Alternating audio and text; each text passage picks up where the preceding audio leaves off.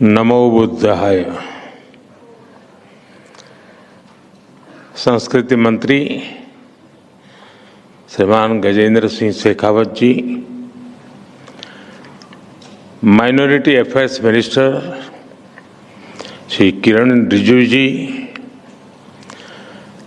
भंते भदंत राहुल बोधी महाथेरो जी,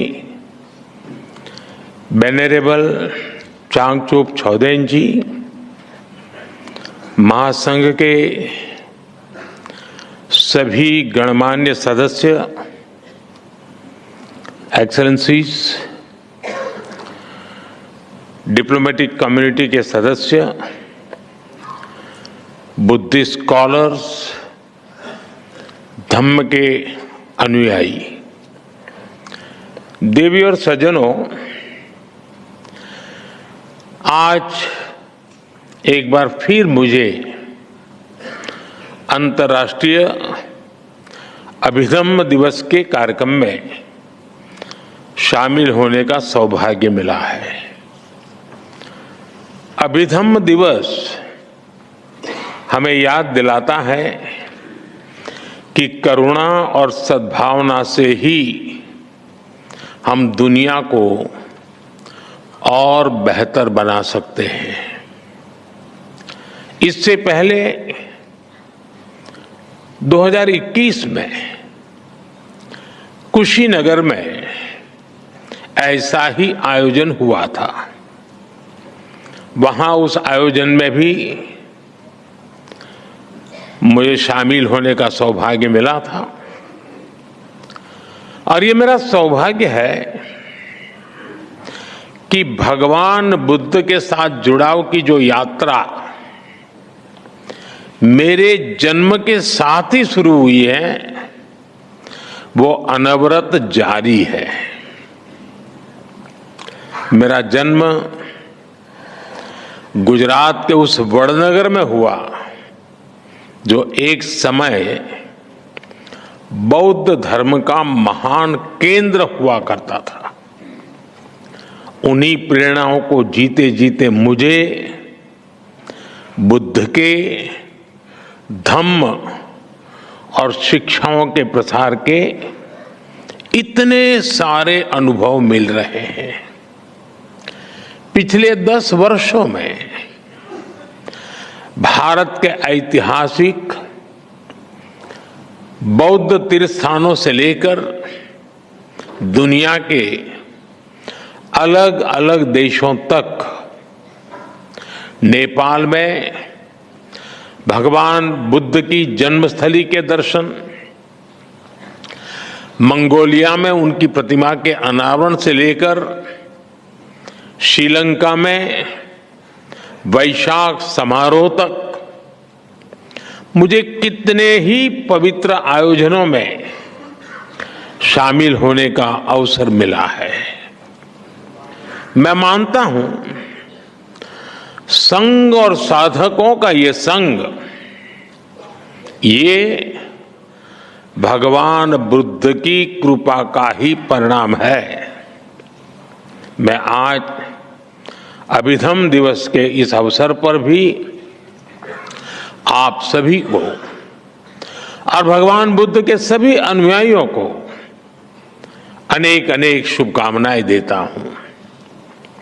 आज शरद पूर्णिमा का पवित्र पर्व भी है। आज ही भारतीय चेतना के महान ऋषि वाल्मीकि जी की जन्म जयंती भी है।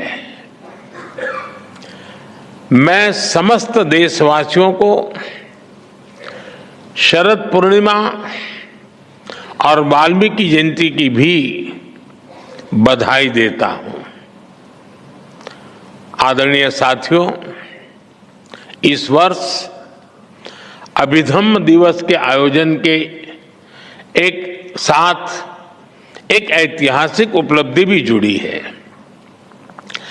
भगवान बुद्ध के अभिधम्म, उनकी वाणी, उनकी शिक्षाएं जिस पाली भाषा में ये विरासत विश्व को मिली है, इसी महीने भारत सरकार ने उसे क्लासिकल लैंग्वेज, शास्त्रीय भाषा का दर्जा दिया है।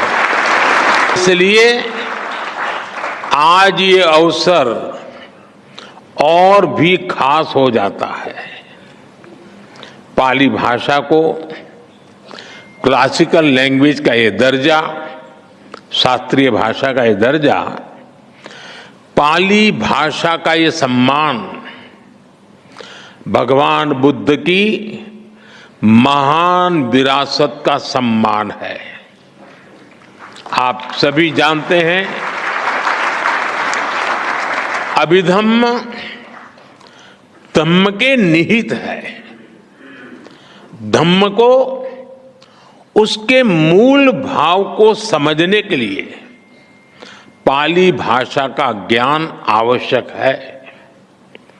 धम्म यानी बुद्ध के संदेश, बुद्ध के सिद्धांत। धम्म यानी मानव के अस्तित्व से जुड़े सवालों का समाधान। धम्म यानी मानव मात्र के लिए शांति का मार्ग। धम्म यानी बुद्ध की सर्वकालिक शिक्षाएं, और धम्म यानी समूची मानवता के कल्याण का अटल आश्वासन। पूरा विश्व भगवान बुद्ध के धम्म से प्रकाश लेता रहा है, लेकिन साथियों, दुर्भाग्य से पाली जैसी प्राचीन भाषा, जिसमें भगवान बुद्ध की मूल वाणी है, वो आज सामान्य प्रयोग में नहीं है। भाषा केवल संवाद का माध्यम भर नहीं होती। भाषा सभ्यता और संस्कृति की आत्मा होती है। हर भाषा से उसके मूल भाव जुड़े होते हैं। इसलिए भगवान बुद्ध की वाणी को उसके मूल भाव के साथ जीवंत रखने के लिए पाली को जीवंत रखना, ये हम सबकी जिम्मेदारी है।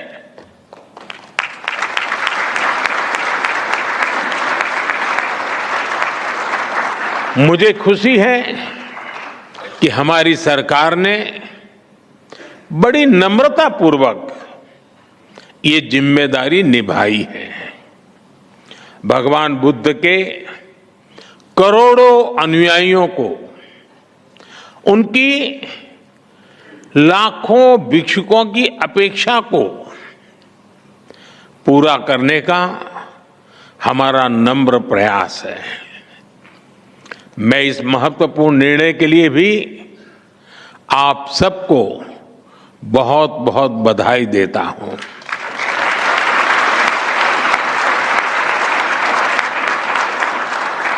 आदरणीय साथियों, भाषा, साहित्य, कला, अध्यात्म, किसी भी राष्ट्र की ये धरोहरें उसके अस्तित्व को परिभाषित करती हैं। इसलिए आप देखिए, दुनिया के किसी भी देश में कहीं कुछ 100 साल पुरानी चीज मिल भी जाती है तो उसे पूरी दुनिया के सामने गर्व से प्रस्तुत करता है। हर राष्ट्र अपनी हेरिटेज को अपनी पहचान के साथ जोड़ता है, लेकिन दुर्भाग्य से भारत इस दिशा में काफी पीछे छूट गया था। आजादी के पहले भारत की पहचान मिटाने में लगे आक्रमणकारी, और आजादी के बाद गुलामी की मानसिकता के शिकार लोग भारत में एक ऐसे इकोसिस्टम का कब्जा हो गया था जिसने हमें उल्टी दिशा में धकेलने के लिए काम किया।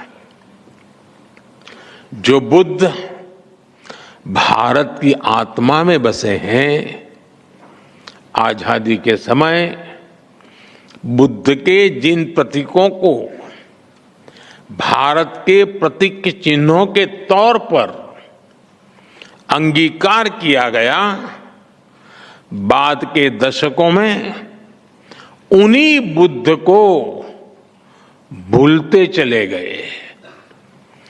पाली भाषा को सही स्थान मिलने में 7 दशक ऐसे ही नहीं लगे।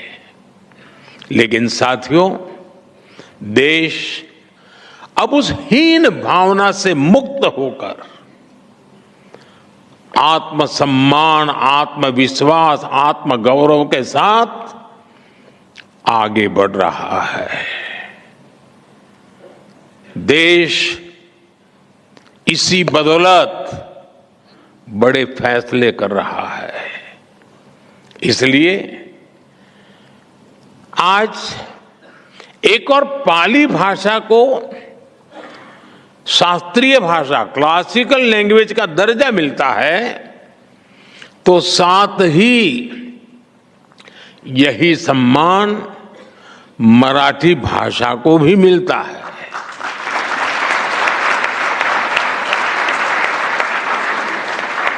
और देखिए कितना बड़ा सुभग संयोग है कि बाबा साहब आम्बेडकर से भी ये सुखद रूप से जुड़ जाता है।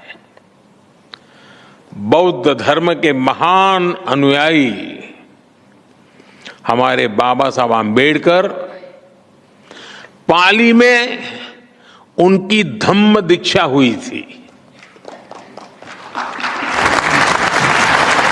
और वो स्वयं उनकी मातृभाषा मराठी थी। इसी तरह हमने बांग्ला, असमिया और प्राकृत भाषा को भी शास्त्रीय भाषा, क्लासिकल लैंग्वेज का दर्जा दिया है।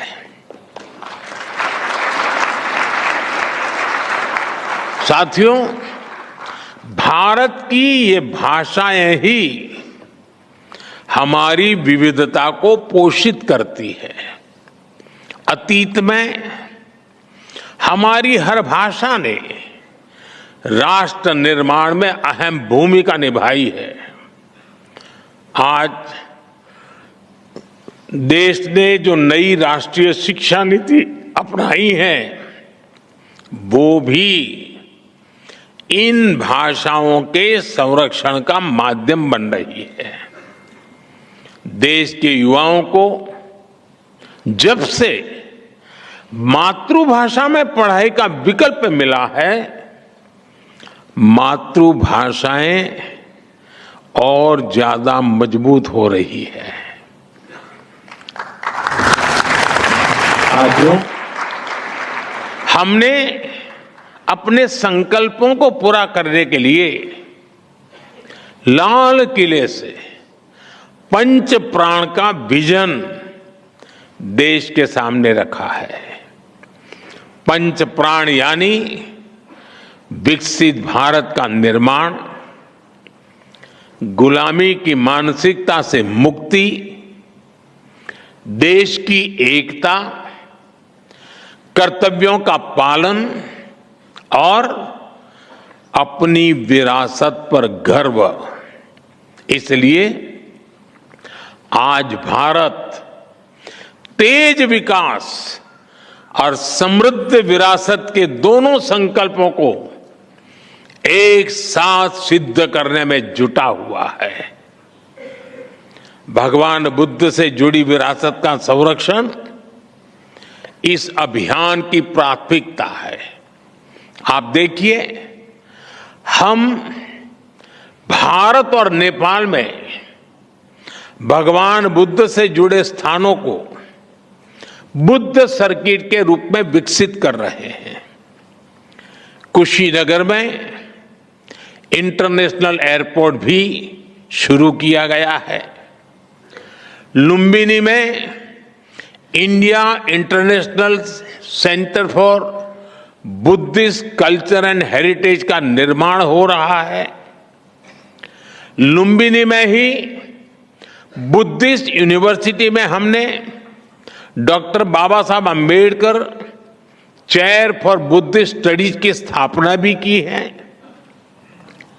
बोधगया, श्रावस्ती, कपिलवस्तु, सांची, सतना और रीवा जैसे कई स्थानों पर कितने ही डेवलपमेंट प्रोजेक्ट चल रहे हैं।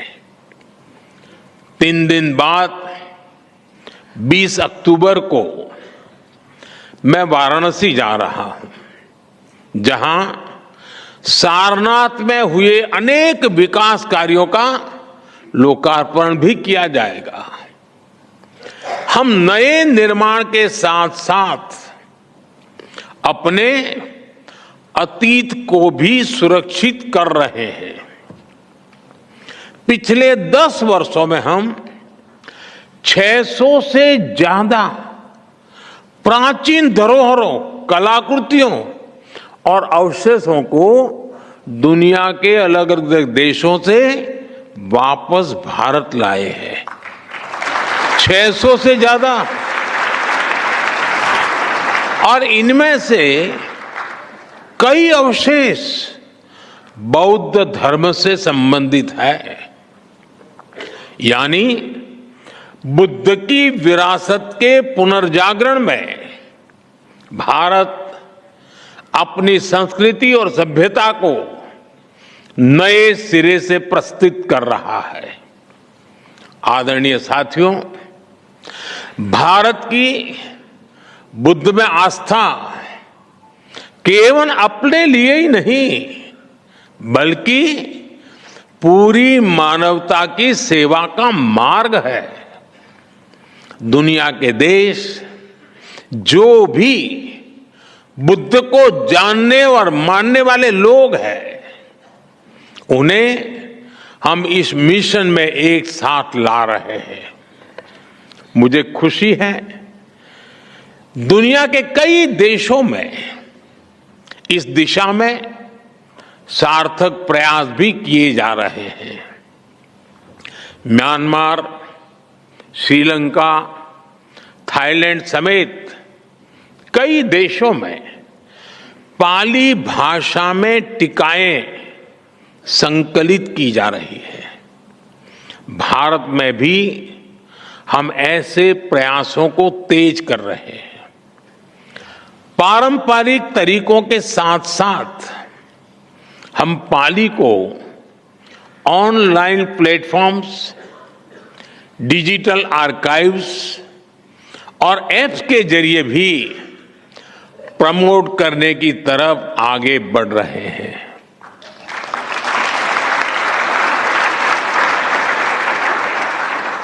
भगवान बुद्ध को लेकर मैंने पहले भी कहा है, बुद्ध बोध भी है और बुद्ध शोध भी है। इसलिए हम भगवान बुद्ध को जानने के लिए आंतरिक और एकेडमिक दोनों तरह की रिसर्च पर जोर दे रहे हैं। और मुझे खुशी है कि इसमें हमारे संघ, हमारे बौद्ध संस्थान, हमारे भिक्षुगण इस दिशा में युवाओं का मार्गदर्शन कर रहे हैं। आदरणीय साथियों, 21वीं सदी का ये समय आज विश्व की जियो पॉलिटिकल परिस्थिति आज एक बार फिर विश्व कई अस्थिरताओं और आशंकाओं से घिरा है। ऐसे में बुद्ध न केवल प्रासंगिक है बल्कि अपरिहार्य भी बन चुके हैं।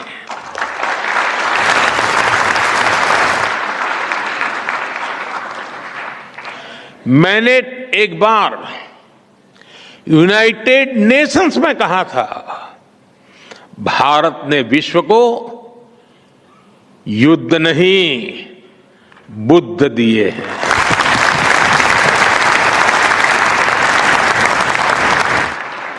और आज मैं बड़े विश्वास से कहता हूं, पूरे विश्व को युद्ध में नहीं बुद्ध में ही समाधान मिलेंगे।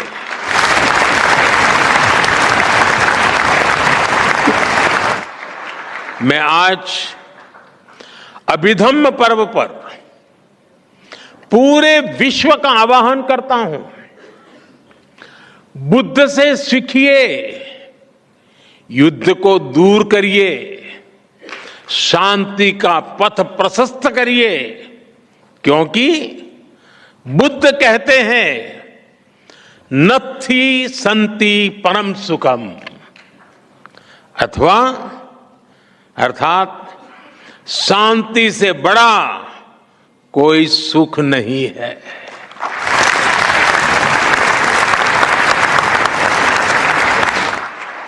भगवान बुद्ध कहते हैं नहीं वैरेन वैरानी सम्मन्ति कुदाचनम अवैरेन च सम्मन्ति एस धम्मो सनंततो। वैर से वैर, दुश्मनी से दुश्मनी शांत नहीं होती।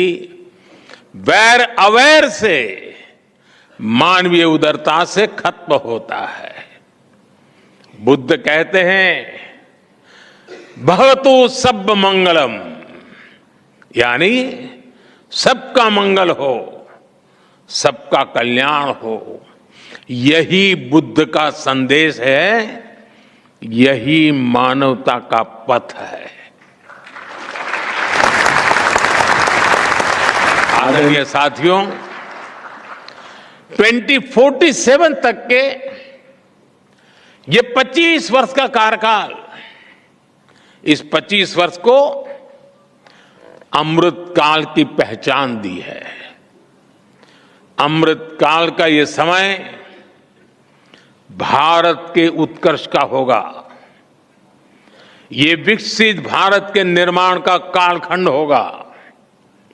भारत ने अपने विकास का जो रोडमैप बनाया है, उसमें भगवान बुद्ध की शिक्षाएं हमारा पथ प्रदर्शन करेगी। ये बुद्ध की धरती पर ही संभव है कि आज दुनिया की सबसे बड़ी आबादी संसाधनों के उपयोग को लेकर सजग है। आप देखिए, आज क्लाइमेट चेंज के रूप में इतना बड़ा संकट दुनिया के सामने है। भारत इन चुनौतियों के लिए न केवल खुद समाधान तलाश रहा है, बल्कि उन्हें विश्व के साथ साझा भी कर रहा है। हमने दुनिया के कई देशों को साथ जोड़कर मिशन लाइफ शुरू किया है। भगवान बुद्ध कहते थे अत्तानमेव पठमन पति रूपे निवेशये, अर्थात हमें किसी भी अच्छाई की शुरुआत स्वयं से करनी चाहिए। बुद्ध की यही शिक्षा मिशन लाइफ के केंद्र में है, यानी सस्टेनेबल फ्यूचर का रास्ता हर व्यक्ति की सस्टेनेबल लाइफस्टाइल से निकलेगा। भारत ने जब दुनिया को इंटरनेशनल सोलर अलायंस जैसा मंच दिया, भारत ने जब G20 की अपनी अध्यक्षता में ग्लोबल बायोफ्यूल अलायंस का गठन किया, भारत ने जब one sun one world one grid का विजन दिया, तो उसमें बुद्ध के विचारों का ही प्रतिबिंब दिखता है।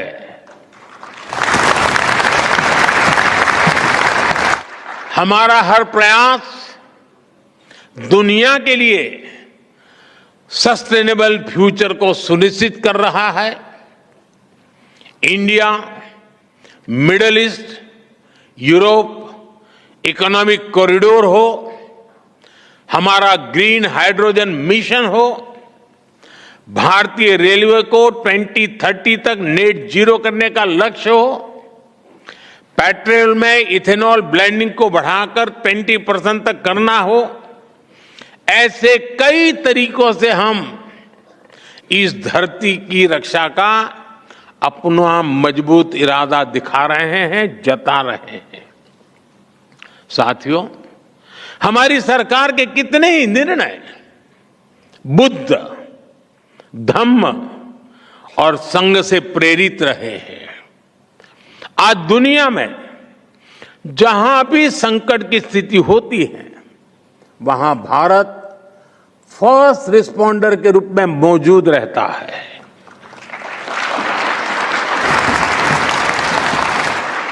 यह बुद्ध के करुणा के सिद्धांत का ही विस्तार है। चाहे तुर्की में भूकंप हो, श्रीलंका में आर्थिक संकट की स्थिति हो, कोविड जैसी महामारी के हालात हो, भारत ने आगे बढ़कर मदद का हाथ बढ़ाया है। विश्व बंधु के रूप में भारत सबको साथ लेकर चल रहा है। आज योग हो या मिलेट से जुड़ा अभियान, आयुर्वेद हो या नेचुरल फार्मिंग से जुड़ा अभियान, हमारे ऐसे प्रयासों के पीछे भगवान बुद्ध की भी प्रेरणा है। आदरणीय साथियों, विकसित होने की तरफ बढ़ रहा भारत अपनी जड़ों को भी मजबूत कर रहा है। हमारा प्रयास है कि भारत का युवा साइंस और टेक्नोलॉजी में विश्व का नेतृत्व करे और साथ ही हमारा युवा अपनी संस्कृति और अपने संस्कारों पर भी गर्व करे। इन प्रयासों में बौद्ध धर्म की शिक्षाएं हमारी बड़ी मार्गदर्शक है। मुझे भरोसा है हमारे संतों और भिक्षुकों के मार्गदर्शन से, भगवान बुद्ध की शिक्षाओं से हम सब साथ मिलकर निरंतर आगे बढ़ेंगे। मैं आज के इस पवित्र दिवस पर इस आयोजन के लिए आप सभी को एक बार फिर अनेक अनेक शुभकामनाएं देता हूं।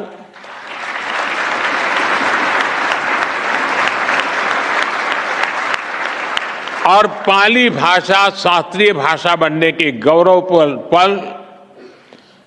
गौरव के साथ साथ उस भाषा के संरक्षण संवर्धन के लिए हम सबकी एक सामूहिक जिम्मेवारी भी बनता है। उस संकल्प को हम लें, उसे पूरा करने का प्रयास करें। यही अपेक्षाओं के साथ मैं फिर एक बार आप सबका बहुत बहुत धन्यवाद करता हूं। नमो बुद्धाय।